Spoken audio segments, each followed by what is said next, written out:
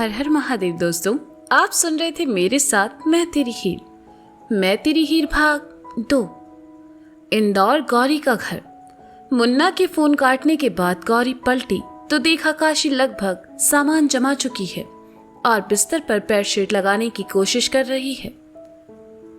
गौरी ने अपना phone table पर रखा और बिस्तर के दूसरी तरफ काशी के सामने चली आई और बेडशीट लगाने में उसकी मदद करते हुए कहा, पता है काशी, तुम्हारा भाई सगाई में मेरे लहंगे की मैचिंग का सूट पहनने वाला है, वो भी बो के साथ। हम दोनों साथ में कितने प्यारे लगेंगे, लाइक दुनिया के सबसे बेस्ट कपल में से एक।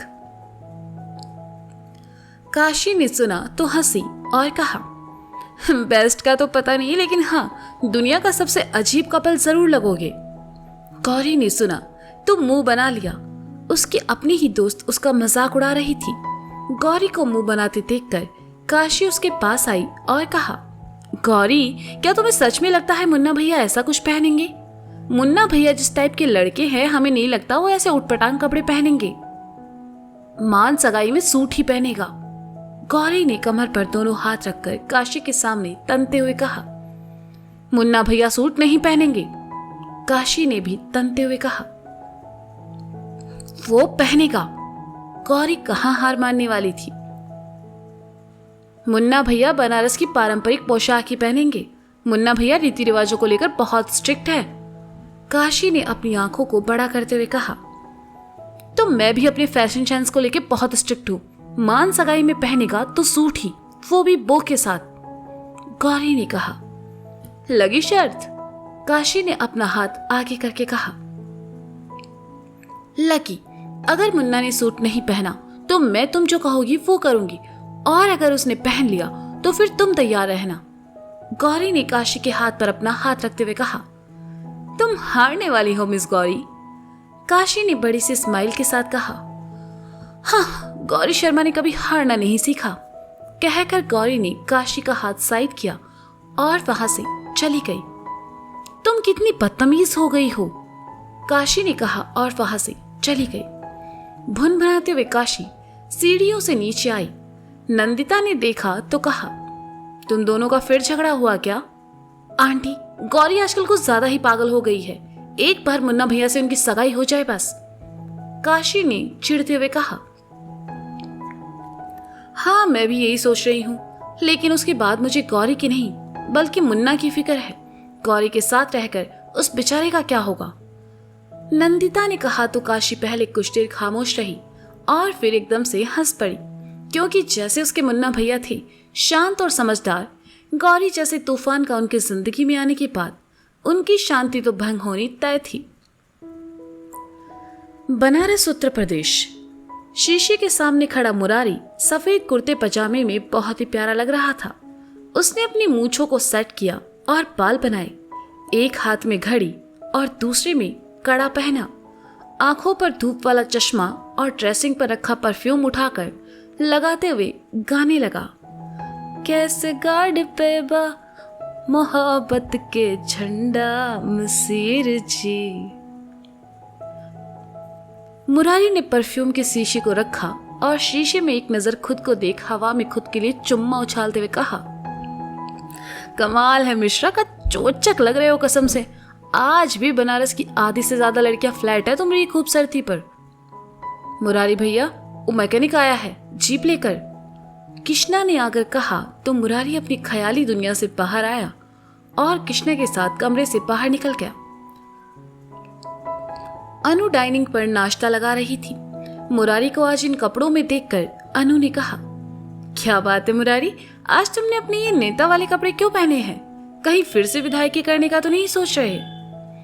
मुरारी मुस्कुराते हुए अनु की तरफ आया और कहा, अरे नहीं मिश्राइन, वो कहा है ना, हमको जरा विधायक ऑफिस जाना है। हमारा कुछ पुराना हिसाब किताब बाकी है, तो सोचा आज जाकर देख लेते हैं और वो निपटाई लेते हैं, फिर आराम से मुन्ना की सगाई की तैयारी कर सके।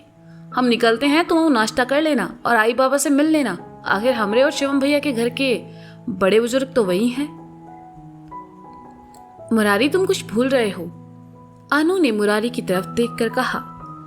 मुरारी ने सुना तो उसके मन के सारे तार एक साथ झंझना उठे। वह थोड़ा सा अनु की तरफ आया और कहा, कहा मैगी, सुबह सुबह कैसी बातें कर रही हो? ये उम्र में ये सब अच्छा लगता है का? अनु ने सुना तो हैरानी से मुरारी की तरफ देखा और फिर एकदम से अपना हाथ मुरारी के आगे करके कहा, मुरारी, मैं तुम्हारे चाचा चाची के बारे में बात कर रही हूं। अब मुरारी तो ठहरा मुरारी।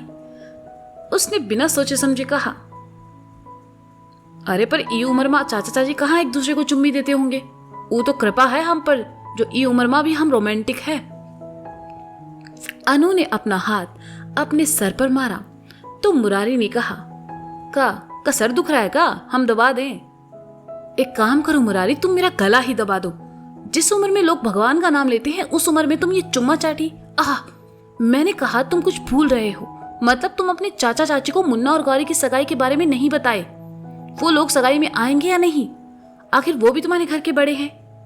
अनु ने मुरारी को डांटते हुए कहा, अच्छा जी, हम तो कुछ और ही समझ रहे थे। नहीं, हमने नहीं बताया, ना हम उन्हें बताएंगे। अरे जब से बनारस से गए एक बार भी हमारी खबर ना ली उन्होंने। चाचा के दोनों बच्चे ब्याहे गए पर नोता आया उनकी तरफ से। मुरारी ने गुस्से से कहा, मुरारी क्या हुआ उन्होंने नहीं बुलाया तो? हमारा तो फर्ज बनता है ना, तुम उन्हें एक बार फोन कर देना। अनु ने प्यार से कहा। अनु के सामने मुरारी हमेशा पिघल जाया करता था, इसलिए कहा, ठीक है कर देंगे, लेकिन ज्यादा रिक्वेस्ट नहीं करेंगे। अभी हम निकलते हैं, देर हो रही है। ध्यान से जाना और बिना वजह किसी से उलझना नहीं। आजकल गुस्सा कुछ ज्यादा ही आने लगा है तुम्हें। अनु ने कहा और चली गई। मुरारी भी घर से बाहर चला आया। घर के बाहर मुरारी की चमचमाती जीप खड़ी थी। मैकेनिक ने मुरारी को चाबी दी और चला गया। मुरारी जीप में बैठा और स्टार्ट कर वहां से निकल गया। मुंबई, नवीन का घर। वंश की बातों से गुस्सा होकर निशी अपने घर चली आई। मेघना और नवीन घर के हॉल में बैठे सुबह की चाय पी रहे थे। निशी को अंदर आते देखकर मेघना ने कहा, अरे निशी, तुम आ गई। किचन में तुम्हारे लिए चाय रखी है, ले आओ। निशी ने कुछ नहीं कहा, बस खामोशी से किचन में गई और चाय का कप लेकर बाहर आई। निशी हॉल में आकर बैठी। निशी का हाल देखकर नवीन ने कहा, निशी, तुम स्टडी के लिए पूर्वी के घर गई थी ना? तुम्हारा बैग और फोन कहाँ है? फोन तो मेरे पास है, बैग में शायद पूर्वी के घर भूल आई हूँ, निशी ने कहा। नवीन जानता था कि निशी झूठ बोल रही है, इसलिए उसने निशी के सामने ही पूर्वी को फोन लगाया और फोन स्पीकर पर डालकर टेबल पर रख दिया। कुछ देर बाद पूर्वी ने फोन उठाया और कहा, हेलो जी अंकल। बेटा निशी कहाँ है? जरा बात करवाना उससे, नवीन ने कहा। निशी ने सुना तो उसका दिल धड़कने लगा। अंकल, निशी अभी सो रही है, वो जैसे ही उठती है मैं आपकी बात करवाती हूँ। पूर्वी सफेद झूठ बोल गई, जबकि निशी नवीन के ठीक सामने बैठी थी। पूर्वी का झूठ सुनकर निशी ने मन ही मन अपना सर पीट लिया। ठीक है बेटा, जब वो उठे तो उससे कहना मुझसे बात करे, नवीन ने कहा और फोन काट दिया। नवीन ने जैसे ही फोन रखा, निशी के फोन पर पूर्वी का फोन आया। नवीन ने निशी से अपना फोन देने का इशारा किया। निशी ने डरते डरते अपना फोन नवीन की तरफ बढ़ा दिया। स्क्रीन पर पूर्वी का नाम देखकर नवीन समझ गया कि निशी ने उससे झूठ बोला है। बीती रात वह पूर्वी के घर नहीं बल्कि कहीं और थी। नवीन ने निराश होकर फोन टेबल पर रखा और उठकर जैसे ही जाने लगे, निशी ने उठते हुए कहा, डैड, आप जो समझ रहे हैं वैसा कुछ नहीं है। नवीन निशी की तरफ पलटा और कहा, निशी, तुम्हारा डैड होने के नाते मैंने तुम्हें इतनी सहजता तो दी है कि तुम मुझसे सच कह पाओ। डैड, निशी कहते ही रह गई और नवीन उससे नाराज होकर वहां से चला गया। ये सब क्या है निशी? कल रात अगर तुम पूर्वी के साथ नहीं थी तो फिर तुम कहाँ थी? तुम्हारे डैड भी तुमसे नाराज हैं। तुमने हमसे झूठ क्यों कहा? मेघना ने निशी को अपनी तरफ करके कहा। निशी ने उदास नजरों से मेघना को देखा और कहा, आई एम सॉरी मॉम, मैं वंश के साथ थी। उसकी तबीयत बहुत खराब थी और उसका ख्याल रखने वाला कोई नहीं था, बस इसलिए मैं उसके साथ रुक गई। आई एम सॉरी, मैं आप लोगों से झूठ बोलना नहीं चाहती थी। मेघना ने सुना तो हैरानी से निशी को देखा और कहा, निशी, तुम रात भर एक अनजान लड़के के साथ थी। इसका मतलब जानती हो ना तुम, अगर वंश की तबीयत खराब थी तो तुमने हम में से किसी को फोन क्यों नहीं किया? तुम्हें वहां ऐसा नहीं रुकना चाहिए बेटा। मम्मा क्या आपको वंश पर भरोसा नहीं है? निशी ने आंखों में आंसू लाते हुए कहा। ओ निशी, ये कैसी बातें कर रही हो तुम? मुझे वंश और तुम दोनों पर भरोसा है, लेकिन उफ, अब मैं तुम्हें कैसे समझाऊं? जाओ तुम फ्रेश हो जाओ और आराम करो। मेघना ने कहा। लेकिन डैड मुझसे नाराज है। आज से पहले वो कभी मुझसे गुस्सा नहीं हुए हैं। निशी ने आंसू बहाते हुए कहा। आज से पहले तुमने उनसे कभी झूठ भी तो नहीं बोला ना? नवीन से मैं बात कर लूंगी, तुम जाओ और फ्रेश हो जाओ, तब तक मैं नाश्ता तैयार करती हूँ। मेघना ने प्यार से निशी के गाल को छूकर कहा। निशी को थोड़ी तसल्ली मिली कि मेघना ने उसे गलत नहीं समझा है। वह ऊपर अपने कमरे में चली आई। वंश मुन्ना को लेकर फिल्म सिटी पहुंचा। दोनों कैब से नीचे उतरे। वंश मुन्ना को लेकर अंदर आया और उसके साथ चलते हुए कहा, मुन्ना, ये देखो, ये है मेरे सपनों की दुनिया। मैंने तुम्हें बताया था ना, मुझे एक सीरीज में हीरो का रोल मिला है। हाँ, कहाँ मैं विलन बनने आया था और कहाँ मुझे हीरो का रोल मिल गया। बट कोई नहीं, कहीं ना कहीं से शुरुआत तो करनी ही है। वैसे इस सीरीज में मेरे साथ एक हीरोइन भी है। क्या नाम है उसका? हाँ, मायरा। बहुत ही अकड़ू और अजीब है। मेरी सीनियर है ना, तो थोड़ा ज्यादा ही घमंड है उसे अपनी एक्टिंग पर वो जानती नहीं है मेरा नाम भी वंश गुप्ता है। एक दिन मैं उससे एक्टिंग में आगे निकल कर दिखाऊंगा। वंश एक सांस में सब भूल गया।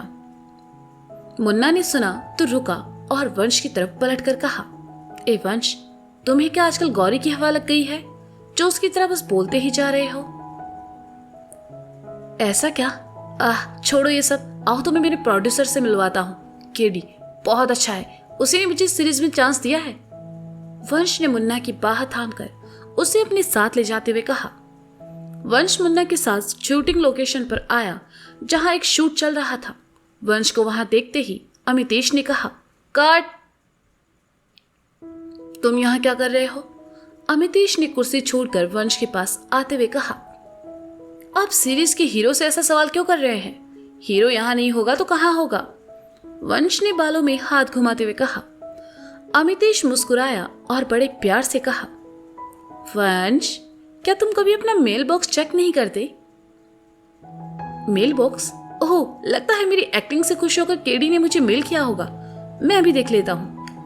कहते हुए वंश ने अपना फोन निकाला, लेकिन वंश का फोन तो पिछले कुछ दिनों से बंद पड़ा था। उसने खिसियाकर अमितेश को देखा और फिर मुन्ना से कहा, मुन्ना, जरा अपना फोन देना। मुन्ना ने जेब से अपना फोन निकालकर वंश की तरफ बढ़ा दिया।